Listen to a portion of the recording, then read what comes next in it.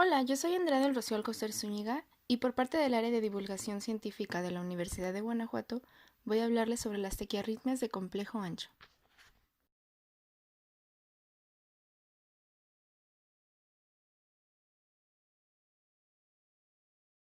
Se denomina taquicardia de QRS ancho a toda arritmia cardíaca con frecuencia igual o mayor a 100 latidos por minuto y una duración del QRS igual o superior a 120 milisegundos. La mayor duración del QRS de estas arritmias en comparación con las taquicardias de QRS estrecho traduce un tiempo más prolongado de activación del miocardio ventricular, que suele ser debido a una pérdida de simultaneidad en la activación y propagación del impulso eléctrico a través de los dos ventrículos.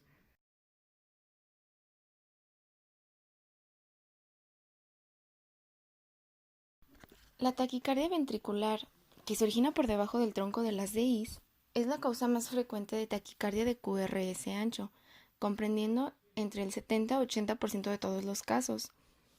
Una condición que frecuentemente está asociada es algún tipo de cardiopatía estructural, la mayoría de las ocasiones cardiopatía isquémica.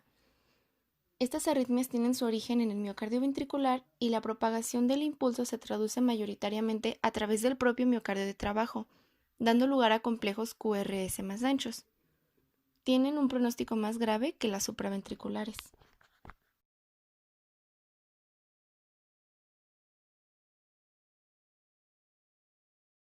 La taquicardia supraventricular produce taquiarritmias de complejo ancho con mucha menos frecuencia que la taquicardia ventricular. En este tipo de arritmia, la conducción aberrante es la razón más común para un QRS ampliado.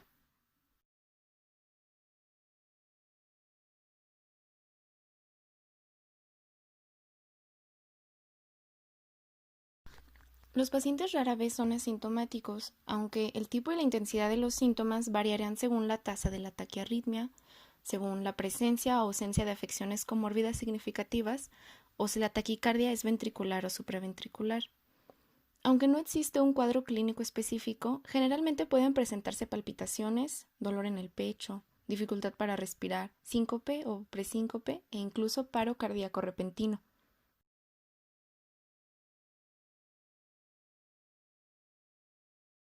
A la exploración física, el paciente puede presentar taquicardia, hipotensión, particularmente si hay enfermedad cardíaca subyacente, alteración de la conciencia, hipoxia y crepitantes pulmonares y evidencia de disociación AB, que puede ser mediante fluctuaciones marcadas en la presión arterial, variabilidad en la aparición e intensidad de sonidos cardíacos o ondas de cañón A principalmente.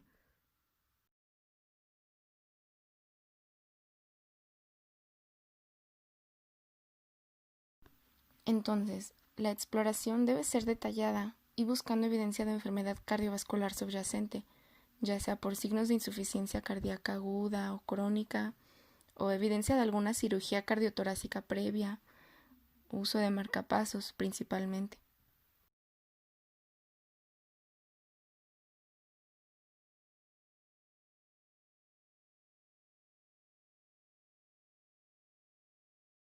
Las taquiarritmias de complejo ancho son el resultado más frecuente de taquicardia ventricular. Sin embargo, otras causas menos frecuentes incluyen taquicardia ventricular monomórfica, polimórfica o bidireccional, taquicardia supraventricular con conducción aberrante o con conducción sobre una vía accesoria, ritmos ventriculares estimulados o incluso un artefacto del electrocardiograma.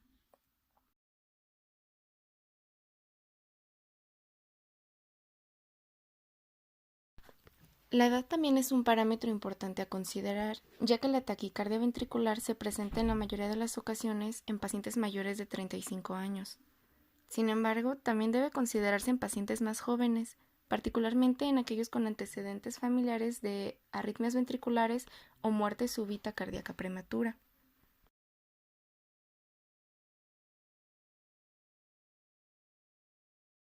La taquiarritmia de complejo ancho inducido por fármacos más común es una forma de taquicardia ventricular polimórfica llamada torsades-pointes. Se sabe que muchos medicamentos prolongan el intervalo QT y están asociados con un riesgo de taquicardia ventricular polimórfica, como por ejemplo algunos antiarrítmicos, antiinfecciosos o psicotrópicos.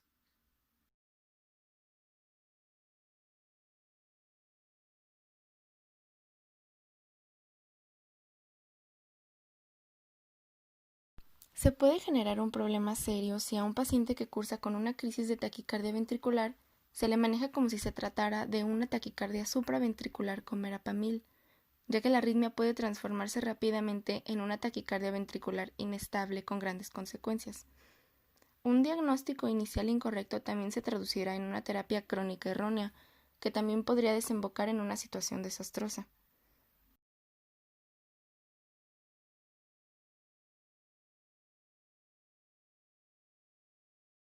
El diagnóstico de taquicardia supraventricular debe considerarse principalmente en pacientes jóvenes, cuyos corazones son estructuralmente normales y en quienes ninguno de los criterios históricos, como antecedentes familiares de muerte cardíaca súbita, físicos o del electrocardiograma, apoyen taquicardia ventricular.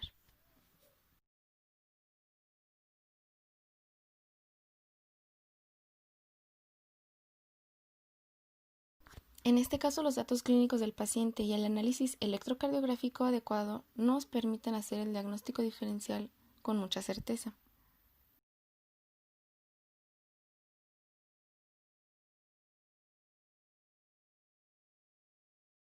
El diagnóstico es difícil, ya que a pesar de la existencia de algoritmos de diagnóstico, estos son complejos e imperfectos, por lo que la primera prioridad de evaluar a un paciente con taquiarritmia de complejo ancho es su estabilidad. Los pacientes inestables, es decir, pacientes sin pulso en paro cardíaco o pacientes que son hemodinámicamente inestables, deben ser tratados inmediatamente antes de una evaluación diagnóstica exhaustiva.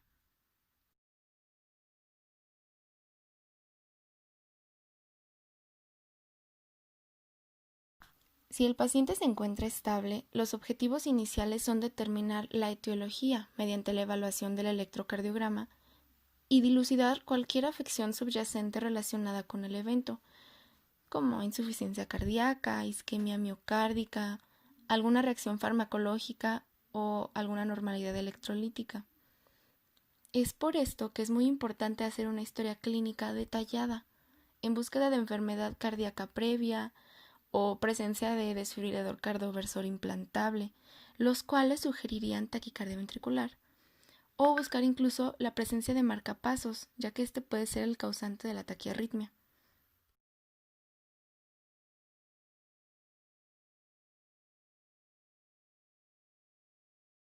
Entonces, un electrocardiograma es indispensable. Para un análisis óptimo, se debe obtener un electro de 12 derivaciones y una tira de ritmo. Sin embargo, si hay alguna pregunta con respecto a la estabilidad del paciente, se debe diferir la evaluación detallada del electrocardiograma a favor de la terapia urgente. Si bien los criterios de Brugada son los criterios más conocidos y aplicados para distinguir la taquicardia ventricular de la supraventricular, el tiempo y las limitaciones técnicas pueden no permitir la revisión inmediata con tanto detalle, particularmente en un paciente sintomático o inestable límite.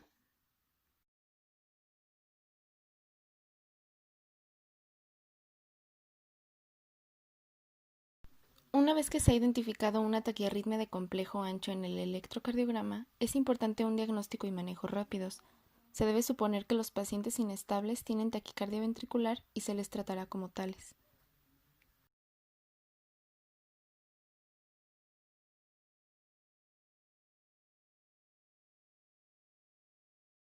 Una forma sencilla para iniciar el abordaje de las taquicardias de QRS ancho es tener en cuenta simplemente la regularidad de los intervalos de los complejos QRS. Es posible tener una aproximación diagnóstica al observar que los intervalos RR sean regulares. Las posibilidades se limitarán a taquicardia supraventricular por as anómalo, taquicardia supraventricular con bloqueo de rama preexistente o taquicardia ventricular.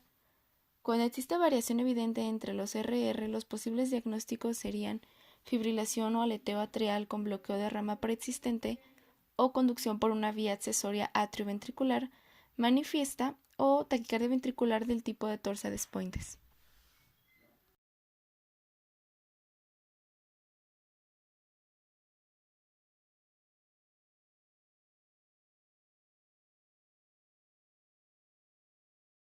Como primer paso del algoritmo de Brugada, debe observarse si existe alguna derivación precordial que tenga complejos QRS con morfología RS. De existirlos, y que sean mayor a 100 milisegundos, esto sugiere una taquicardia ventricular. Después debe observarse si existe disociación atrioventricular. Los círculos de la imagen señalan las ondas P.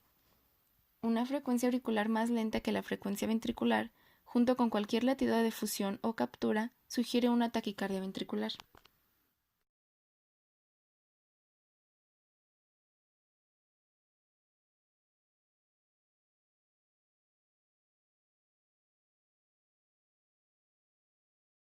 En relación a los criterios morfológicos, las taquicardias de QRS ancho se pueden clasificar de acuerdo a la morfología en taquicardia ventricular con bloqueo de rama derecha o con bloqueo de rama izquierda. Para esa clasificación se toman en cuenta las derivaciones precordiales B1 y B6. La característica que los diferencia es fundamentalmente que, en la mayoría de los casos de aberración, las morfologías de bloqueo de rama de las DIs son como las que podemos apreciar durante el ritmo sinusal del paciente. Sin embargo, hay que tomar en cuenta que en algunos casos de taquicardia ventricular, la morfología puede ser prácticamente indistinguible del trastorno de conducción preexistente en un mismo paciente.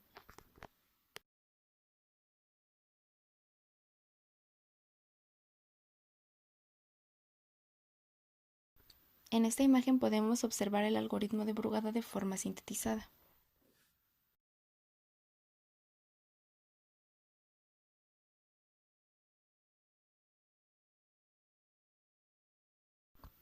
Existe otro algoritmo llamado Berekei. Sin embargo, se necesitan más estudios para confirmar tanto la precisión general de este enfoque como su superioridad con respecto a los criterios de Brugada.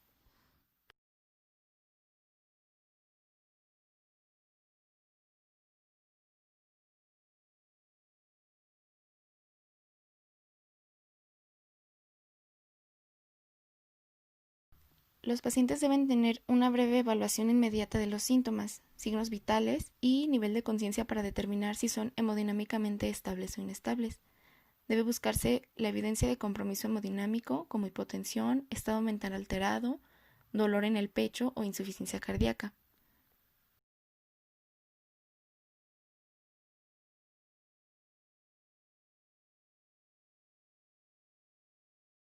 Como pasos iniciales se recomienda establecer un acceso intravenoso, enviar la sangre para sus estudios apropiados, conectar al paciente a un monitor cardíaco continuo y sobre todo realizar el electrocardiograma de 12 derivaciones.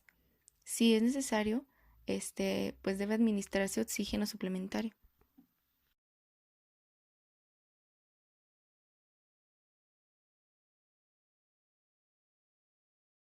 Un paciente estable no mostrará evidencia de compromiso hemodinámico a pesar de una frecuencia cardíaca rápida sostenida, pero debe tener un monitoreo continuo y reevaluaciones frecuentes debido al potencial deterioro rápido mientras persiste el evento.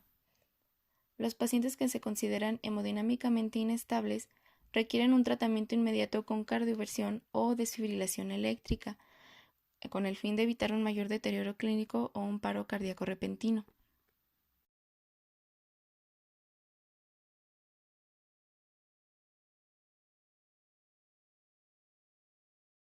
Y bueno, es importante recordar que el diagnóstico erróneo de taquicardia supraventricular cuando el verdadero origen es ventricular puede conducir a una terapia inadecuada que puede a su vez precipitar colapso hemodinámico y paro cardíaco.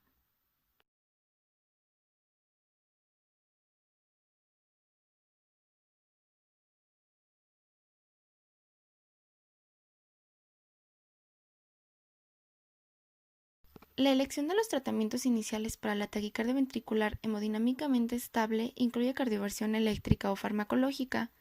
En ocasiones se procede directamente a la cardioversión eléctrica o también se puede comenzar con un agente antiarrítmico intravenoso y reservar cardioversión para pacientes refractarios o para aquellos que se vuelvan inestables.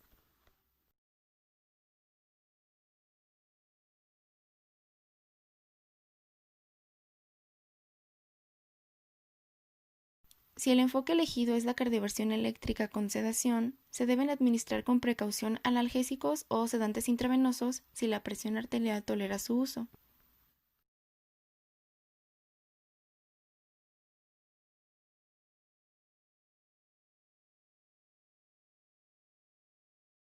Si el método elegido es la cardioversión farmacológica, puede administrarse amiodarona intravenosa a dosis de 150 miligramos vía intravenosa durante 10 minutos, seguido de 1 miligramo por minuto durante las siguientes 6 horas. O procainamida a dosis de 20 a 50 miligramos por minuto hasta que termine la arritmia, o una dosis máxima de 17 miligramos por kilogramo. La administración de estos medicamentos puede provocar hipotensión, lo que puede a su vez acelerar la necesidad de cardioversión eléctrica.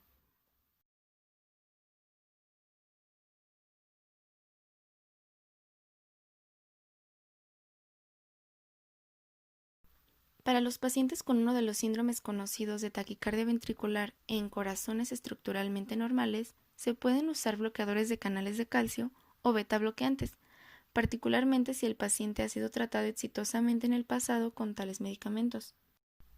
Estos pueden usarse para terminar la arritmia o después de la cardioversión para suprimir las recurrencias. Dado el riesgo de deterioro hemodinámico en cualquier momento, un desfibrilador externo debe estar disponible de inmediato antes y durante la administración de cualquier medicamento antiarrítmico.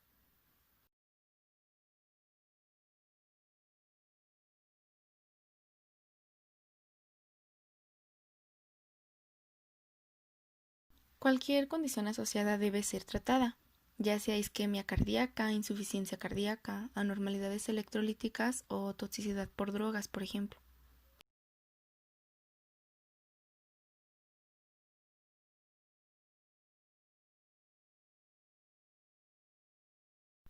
Si el origen es auriculoventricular, pueden realizarse maniobras vagales como intervención inicial, y si los síntomas persisten, el uso de adenosina está recomendado.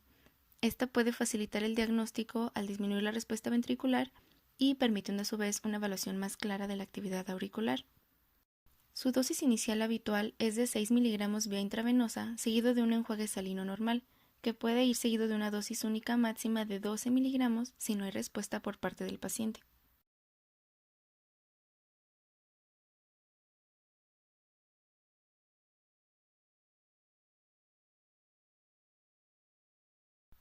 Si la taquicardia persiste después de las maniobras vagales y la administración de adenosina, la elección de las terapias farmacológicas iniciales incluye bloqueadores de los canales de calcio y betabloqueadores no dihidropiridínicos.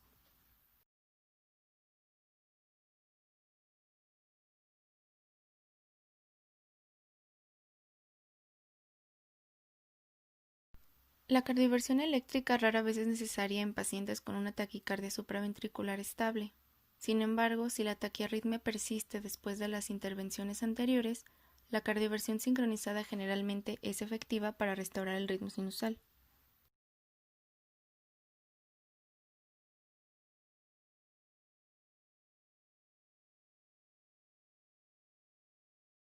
Para pacientes con taquicardia ventricular recurrente o taquiarritmia de etiología incierta, se sugiere la administración de amiodarona o procainamida.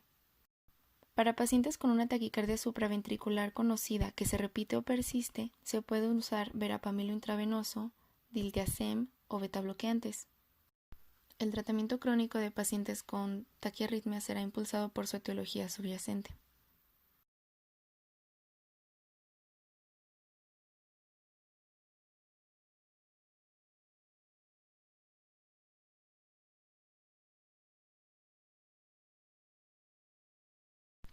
Y bueno, ahora vamos a hacer un resumen de las recomendaciones ya mencionadas anteriormente. La primera prioridad cuando se evalúa a un paciente con una taquicardia compleja de QRS amplio es una evaluación inmediata de la estabilidad del paciente, incluidos los síntomas, los signos vitales, el nivel de conciencia. Un paciente inestable tendrá evidencia de compromiso hemodinámico como hipotensión, estado mental alterado, dolor en el pecho o insuficiencia cardíaca. Un paciente que no responde o no tiene pulso debe ser tratado de acuerdo con los algoritmos estándar de soporte vital cardíaco avanzado.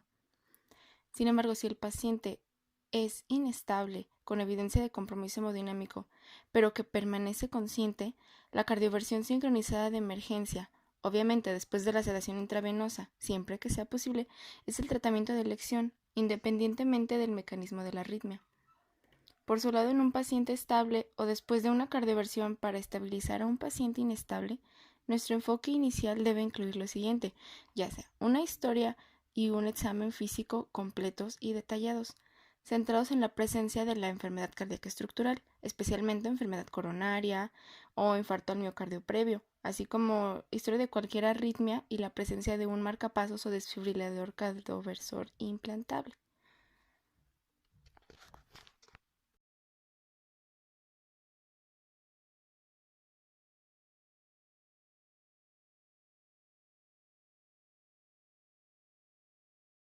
También debemos revisar los medicamentos del paciente que puedan ser proarrítmicos y que estén ocasionando el prolongamiento del intervalo QT o promoviendo alteraciones electrolíticas. Obviamente también debemos revisar inicialmente el electrocardiograma, con un enfoque en si el ritmo es regular o irregular, el ancho del complejo QRS, la presencia o ausencia de disociación AB y cualquier arritmia preexistente. Tampoco hay que olvidar las pruebas auxiliares, como los niveles de electrolitos en suero, troponina cardíaca y una radiografía de tórax en todos los pacientes.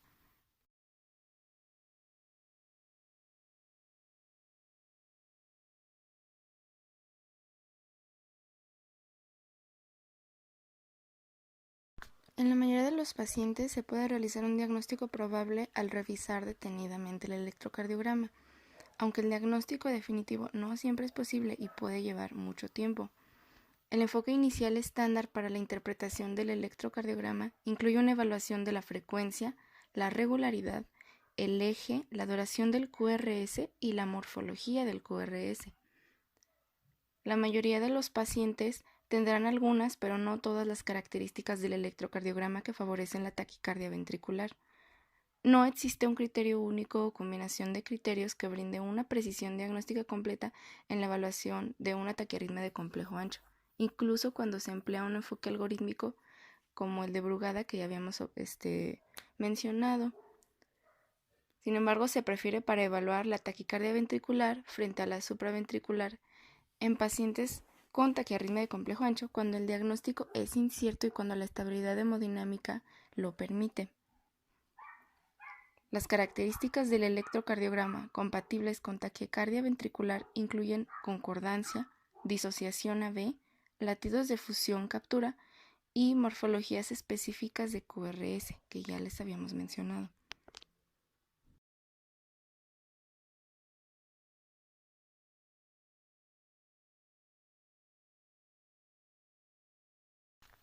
Todos los pacientes con una taquiarritmia de complejo ancho deben tener una breve evaluación inmediata de los síntomas, signos vitales y nivel de conciencia para determinar si son hemodinámicamente estables o inestables.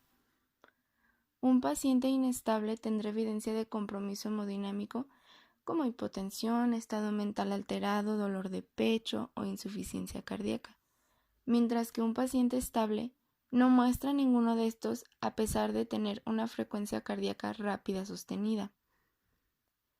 El manejo agudo de un paciente con taquicardia con complejo QRS ancho depende de la estabilidad hemodinámica, como ya lo hemos mencionado en varias ocasiones. Se requiere un manejo urgente o de emergencia en pacientes inestables, y aquí el manejo tiene prioridad sobre el posterior diagnóstico hasta que el paciente se haya estabilizado. Después del manejo inicial y la estabilización del paciente, el manejo crónico debe ser dirigido por la etiología. Y entonces, mientras un médico realiza la evaluación del estado hemodinámico, otros miembros del equipo de atención médica deben administrar el oxígeno suplementario, establecer el acceso intravenoso, enviar los estudios de sangre y conectar al paciente a un monitor cardíaco continuo y comenzar a obtener el electrocardiograma.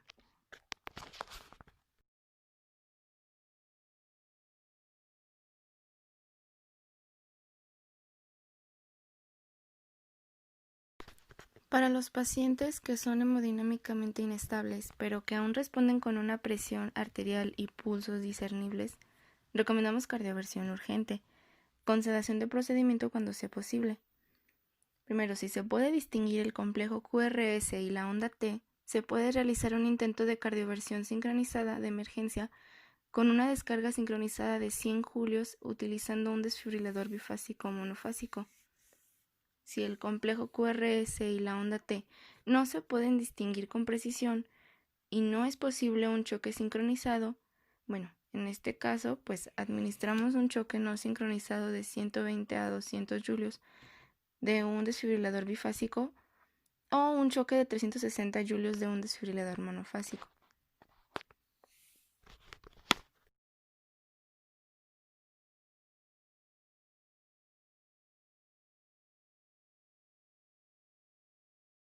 Muchas gracias por su atención.